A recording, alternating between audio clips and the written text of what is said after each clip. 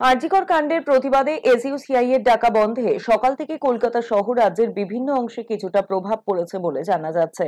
বহু জায়গাতেই সকাল থেকে দোকানপাট বসেনি, বাজার হাটও। শুক্রবার সকাল থেকেই পথে রয়েছেন এসইউসিআই এর কর্মী সমর্থকরা।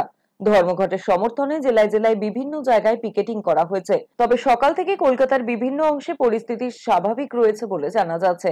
তুলনামূলক যদিও রাস্তায় সকাল থেকে বাস কিছুটা কম রয়েছে, মানুষজনও খানিক কম দেখা মিলেছে অন্যান্য দিনের তুলনায়।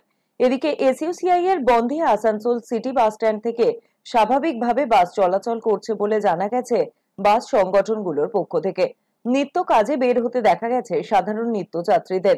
অন্যদিকে শিলিগুড়িতে ঘুরিয়ে দেওয়া হয়েছে ছোটদের স্কুল বাস সহ পথে নামা বিভিন্ন যানবাহন। দক্ষিণ চব্বিশ পরগনার পাথর প্রতিমা, বারুইপুর, সোনারপুর, গঙ্গাসাগর বিভিন্ন জায়গায় কিন্তু ফেরি সার্ভিস থেকে ট্রেন চলাচল সবটাই স্বাভাবিক পর্যায়ে।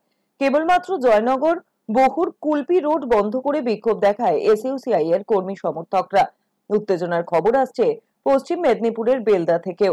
ধর্মঘটের সকালে পথে নামলে এসইউসিআই কর্মীদের আটক করে পুলিশ, আর তা নিয়ে ব্যাপক উত্তেজনা তৈরি হয়। ঘটনার পরে বিশাল পুলিশ বাহিনী মোতায়েন করা হয়েছে। ধর্মঘটের সমর্থনে কোচবিহারে এসইউসিআই এর তরফে একটি মিছিল বের হয়, যদিও তা পুলিশের তরফে আটকে দেওয়া হয়, যা নিয়ে ব্যাপক উত্তেজনা তৈরি হয়েছে।